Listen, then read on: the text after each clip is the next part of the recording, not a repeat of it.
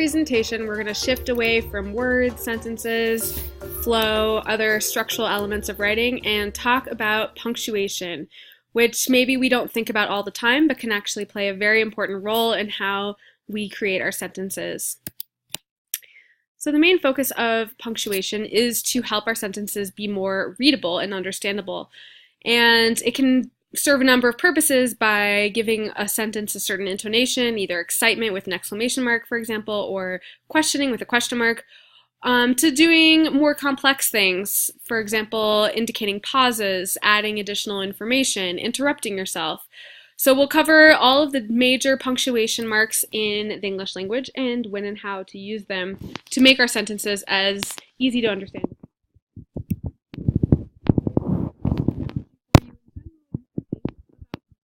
Like traffic signs that help inform drivers. So it tells us which way we're going in our writing, for example. It can indicate that we need to pause, we need to come to a stop, we're going to take a little detour, for example. So we'll discuss how different punctuation marks can get across these different driving-esque indications in our writing. And I just want to give a few examples of actually how much power punctuation can have. So if we take one simple sentence, a woman without her man is nothing, there are two different ways we can interpret the meaning of that with punctuation. If we say a woman, comma, without her man, comma, is nothing, then we are offering the idea that a woman needs a man to complete her, for example. And this is the suggestion also with the unpunctuated sentence at the top. Or we could say a woman, colon, without her, comma, man is nothing, exclamation mark. And this, of course, gets across a very different point, that man needs a woman to complete him. So we can really change the meaning of a sentence. It's not just about the words, it's also about these traffic signs, these punctuation marks that tell the reader how to interpret the words before them. And just a couple other cases of how punctuation can really change meaning. An example, Marine said Fahad is a brilliant water engineer. If we say Marine, quotation marks, said Fahad, is a brilliant water engineer, then we have Fahad complimenting Marine. Or we could rearrange it and said Marine said, comma, Fahad is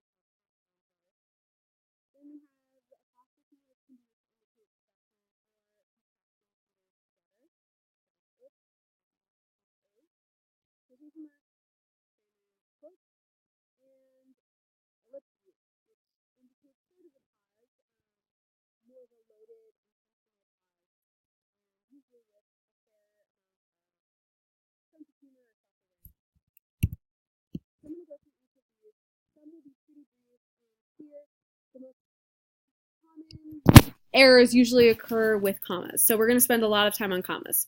But first, the period, very simple, it signals the end of a thought. I would suggest we want to be using more periods than you might already be using. So oftentimes we tend to think that all this information needs to be in one sentence. We need to make this long sentence. Sometimes it's almost as long as a paragraph, when really it's more effective to break up sentences whenever you are moving on to a new thought. And of course it can be related to the previous sentence or the following sentence, but if it doesn't need to be together, trying to have a variety of sentence lengths from short to long helps make writing more effective. So don't be afraid to use periods and move on. Never add 2 spaces between a period and the next sentence. That's pretty simple.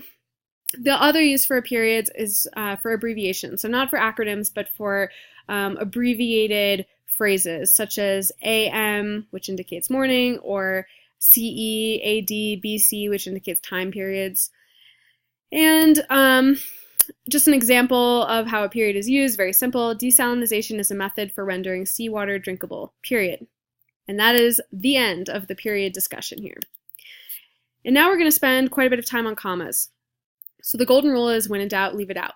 Some people are inclined to kind of litter commas throughout just as good practice, but if it's not really serving an actual purpose or function, then you do not need it. So try to abide by this rule.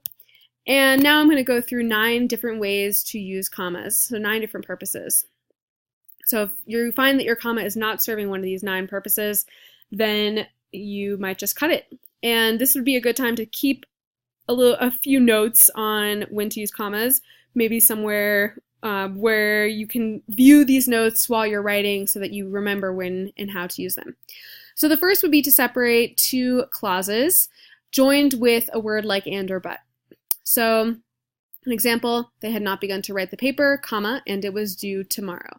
So we have 2 clauses in this sentence, and we're joining them with a comma. If we did not have the word and in there, this would be a run-on sentence, a comma splice.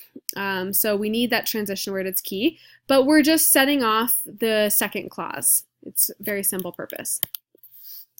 Another very easy, simple use of the comma is to separate items in a list. Probably everyone here is probably familiar with this. So she packed test tubes, comma, chemicals, comma, and notebooks.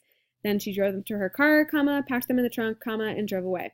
Now, the final comma in each of these list items, the one after chemicals, the one after trunk, is optional. It's referred to as the Oxford comma, and it's personal preference as to whether you like to use it or not. The most important thing is to be consistent. So if you're using a comma after the last item in the list, or the second to last item rather, you must use it throughout. If you're not, then do not use it anywhere else. So the main thing is consistency. Another place to use commas is to set off a person's name. So when you're addressing someone, you can set off their name with commas. An example would be, don't forget, comma, Lila, comma, to label the samples. Or if you're not addressing Lila but referring to her by name, we told the new lab tech, comma, Lila, to label the samples. So this is another simple use, and it helps the sentence flow and pause when you are addressing or qualifying the object of the sentence, typically with their name. Commas are also used to help clarify how quotations flow, so we use them typically before and after while noting who said what. So to use it after, we would put a comma at the end of the sentence. Even if it's the end of a sentence, we would not use a period here if we're going to attribute it to someone. So comma, a fox said. Another example would be at the beginning, to introduce the quote, we would say a fox exclaimed, comma, finally I understand your thesis. Another option for punctuating a quote like this would be a colon in the second instance. So you could say a fox exclaimed, colon, and then have the quote, but it's more common to use a comma here. Another case where commas are used is before which. So we always have a comma before the word which. That's just practice in English. We also never start a word with which, so remember that. And while which and that are very similar words that can often be used interchangeably, you can remember that you do not need a comma before that. So if we subbed out the word that in this instance, we would not necessarily need a comma here. But before which always requires a comma. So an example, while I was using the laptop, comma, which the university had provided, comma, the battery died. So even if we were to sort of restructure this and make it a simpler sentence so that which the university had provided was not an offset phrase, we would still need the comma before which. So I am using a laptop, comma, which the university has provided. That would be an example where we still need that comma there.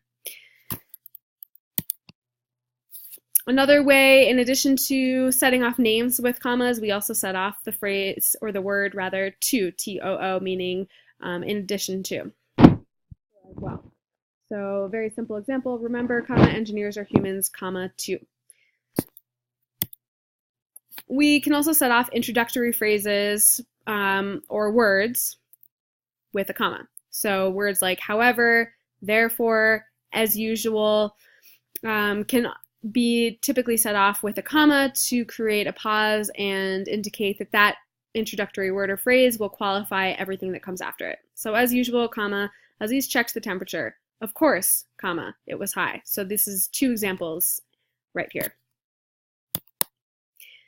And we also can set off qualifying information.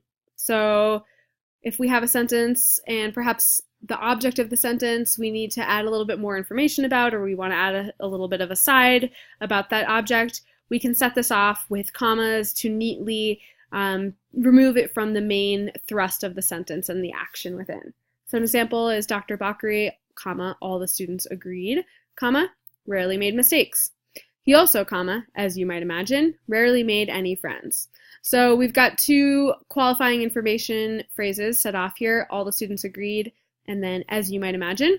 And the first just shows the basis for Dr. Bakri's perfect record. It's based on student consensus.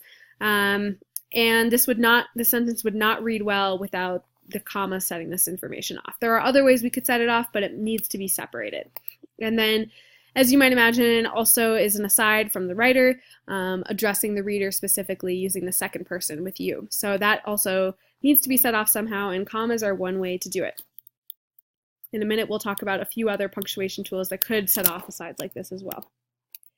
And finally, the last most common way to use commas is around a phrase that adds more detail. So not necessarily qualifying what we're saying or adding an aside, but just adding additional information. So the professor started working on the project funded by the Bill Gates Foundation with the intention of finding a solution to the enduring drought. So it typically just provides another detail or two about an object or a subject within the sentence, and we set it off with commas to show that it's not part of the main part of the sentence and help keep the reader focused on the main point, which is the intent of finding a solution to drought, not necessarily that it's funded by Bill Gates. That's more additional information. So now I'm going to show you some ways to incorrectly use commas. And the most common is the comma splice. So the comma splice is a form of run-on sentence, which means it's a sentence that we often think of it as just a really long sentence that's sort of sloppily written, but it's actually incorrect. There needs to be punctuation in a run-on sentence because otherwise it is unclear. That's the point. So it's not just a long sentence, it's a long sentence typically that is incorrectly punctuated. So an example, the results are conclusive at best, comma, the study must be replicated. What's wrong with this is that these are two independent clauses and we're just slapping a comma in between them. If there were no comma, it would be a run-on sentence and it would also be incorrect. Another example, Maya's pet peeve is the comma splice, comma, it drives her bananas. Again, we have two independent clauses, only joining them with a comma. So we're splicing these two clauses together with a comma, and that is incorrect. So to correct these, there are a number of options. One is to add a transition word in between these two clauses. So we can leave the comma, that's fine, but we need an additional word there to bridge the two clauses. So the results are conclusive at best, comma, so the study must be replicated, or therefore would also work. Maya's pet peeve is the comma splice, comma, which drives her bananas. So we took out the word it and we used which instead. We can also add semicolons instead. So it's acceptable to have a semicolon joining two clauses without a transition word, not a comma. So the results are inconclusive at best. Semicolon, the study must be replicated. Maya's pet peeve is the comma splice. Semicolon, it drives her bananas. And these are both fair uses of the semicolon because the second clause is almost qualifying the first. It's giving more detail or adding additional information about what we're saying. However, you could also put a periods after best and splice in these two instances and start new sentences, and that would also be a fine way of fixing these comma splices. So while we're on the topic of semicolons, we'll go over other ways to use them. So the first, as we saw in the two previous examples, is to join two related clauses, independent clauses, when you don't want to have a transition word like and or but between them. And usually we also do this when we want them to stand on their own a little bit. You don't want to use semicolons in this way all the time, but there is a time and a place for adding that additional phrase or clause to qualify what you just said. So an example, there were tree limbs and cars floating downstream after the floods, semicolon. A few dead animals could even be seen or could be seen among the debris. So we're adding another piece of information about this. We could have made that a second sentence, but you kind of wanted to connect the thoughts, let's say, and therefore a semicolon would work. Another way to use semicolons is when you have a very complex list made up of different types of items in the list, and you want to separate those different types of items. So an example, the scientists packed pumps, gauges, and sampling bottles, semicolon. Notebooks, pens, and clipboards, semicolon, and lunch. So why do we do it? Why do we separate it this way? It's because pumps, gauges, and sampling bottles are related to the research that's being conducted by the scientists. The notebooks, pens, and clipboards, we could argue, are more related to recording devices. And lunch, of course, kind of stands on its own. So when you want to separate items in the list to draw attention to the categorization of those items, a semicolon is a way to do that. So similar in appearance to the semicolon is the colon, which is quite different from a semicolon. It's usually a way of introducing something, whether that be a question, a list, a quote, a saying, and it's a little bit showy as a form of punctuation. So it's going to make the reader really pause and draw attention to itself. And like the semicolon, we kind of want to use it judiciously because otherwise you're going to have colon overload for your reader. So there's a few examples below. There are 3 primary ways to conduct research in the field of engineering. Colon, 1, experimentation, semicolon, 2, data collection, semicolon, and 3, modeling. So here we can see a lovely intermix of colon and semicolon separating distinct items in a list. Another, remember this. Wash your hands thoroughly after handling bacteria samples. So remember this, we're calling attention to this instruction, and therefore we want to use a colon in this case. This is Pakistan's motto, colon, faith, unity, discipline. So very similar, we're just trying to call attention to a quote or saying, and we're using colons to draw attention to that and have a sort of creative sentence structure here. So I mentioned asides earlier when we were talking about commas and that they are ways to set apart a qualifying information or sort of an interrupting thought in a sentence. Commas are a fine way of doing so. So just to review again, you could say, you know, of course, that this is true. The Indus River, comma, which has several tributaries, comma, is 2,880 kilometers long. But there are 2 other ways that we can punctuate an aside. And it's nice to shake it up sometimes, in other words, to diversify your writing a little bit. So another way you can set aside information is with parentheses. So this is particularly useful when you are adding, for example, numbers or a specific example or just a hypothetical example just to sort of jog your reader's thoughts a little bit more on the subject and give them a little bit more detail.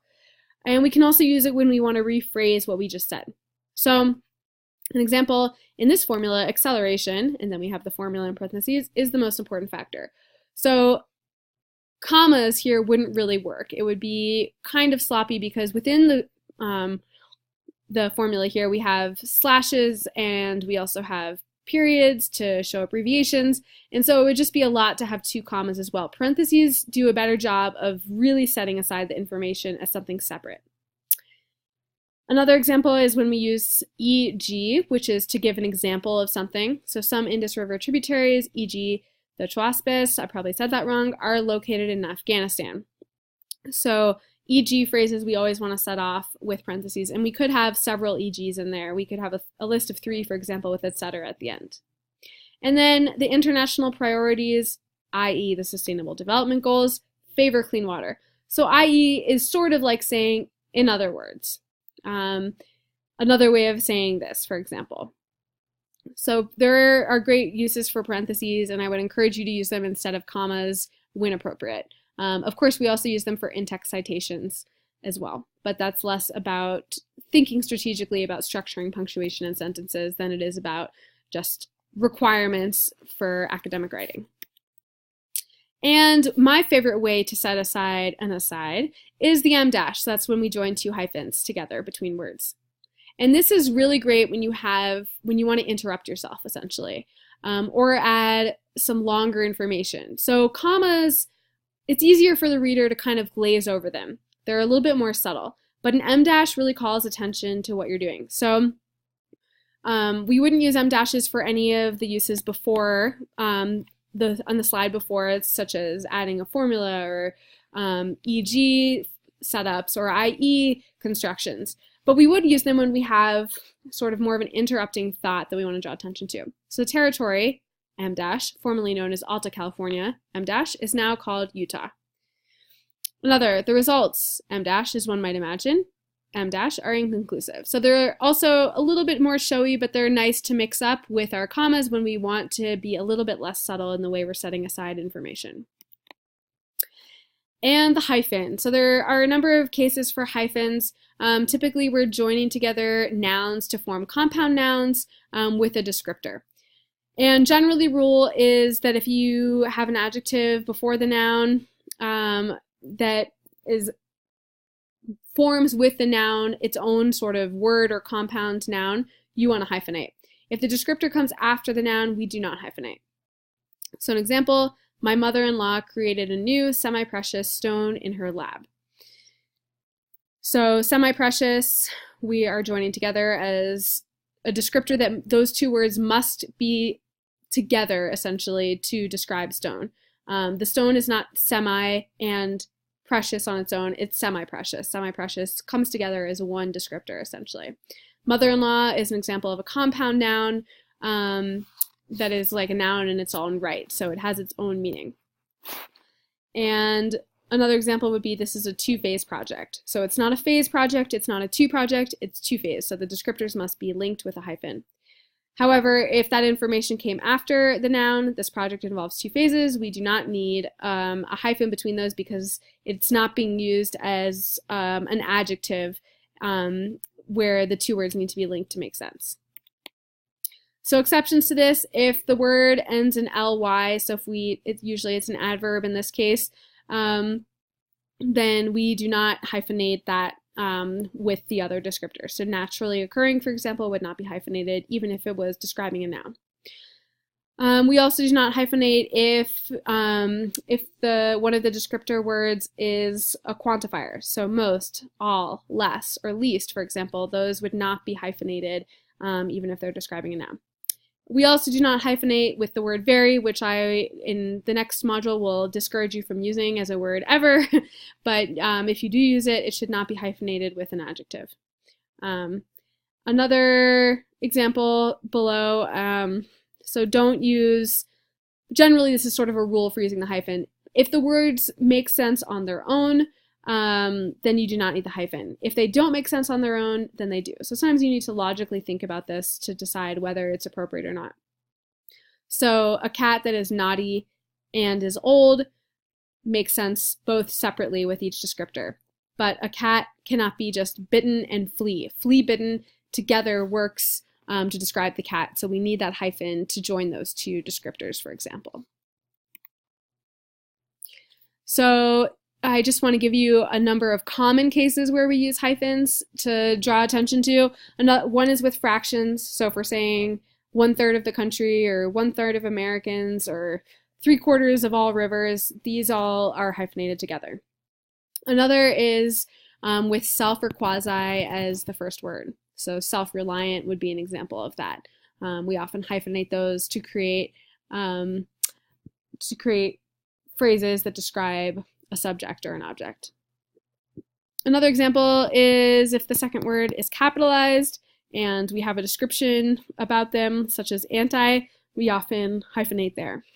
And similarly, the prefix X is often hyphenated with another noun to show that someone is no longer that thing anymore. And if the two words joined create a double vowel, then we also need to hyphenate. So we would not, there are cases, for example, where X or anti with a common noun that those prefixes often describe actually become one word in the lexicon. But if anti, or ultra, for example, if these prefixes end in a vowel and the following word begins in a vowel, they are never written as just one word. So you would never see ultra-artistic or anti-isolationist without the dash in between. They're always separated because it would just look odd. I think that's the main point of the hyphen, is to keep these two units separate. But if you're in doubt, you can always look it up. So Oxford Dictionary, Merriam-Webster Dictionary, if you look up the word to see whether they're typically written with no dash or with a space or with a dash, you can look it up to find what the standard is.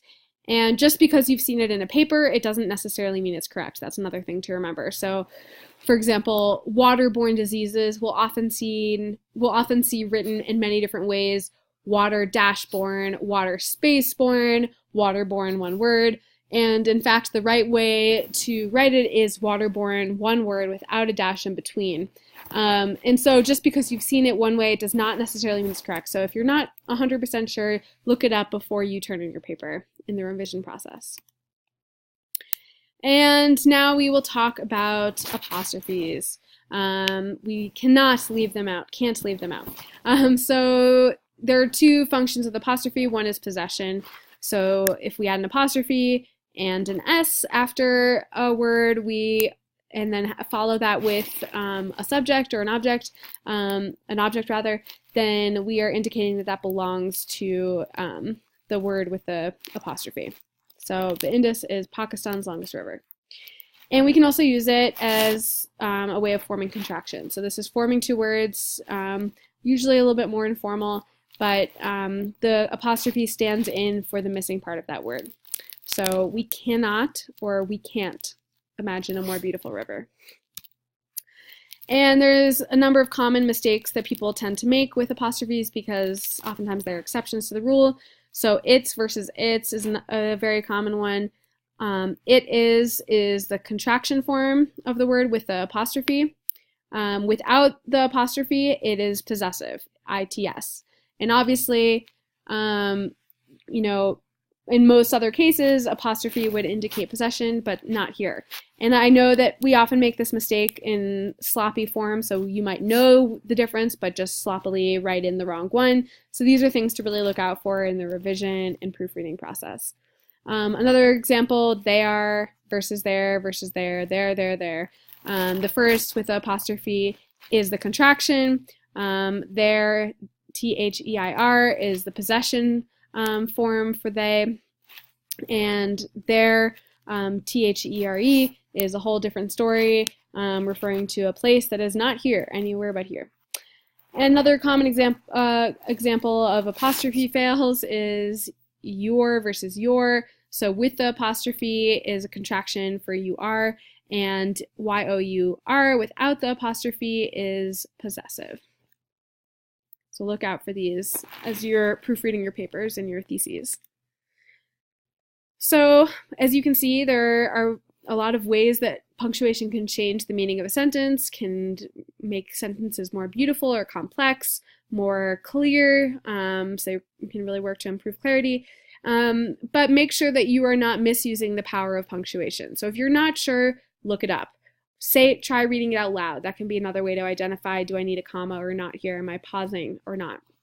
And the more that you try to use some of these more unfamiliar forms of punctuation, the better you will get at being able to use them in the future. So I would encourage you to try to experiment more with different forms of punctuation, and remembering the golden rule of commas. When in doubt, leave it out, and then look it up.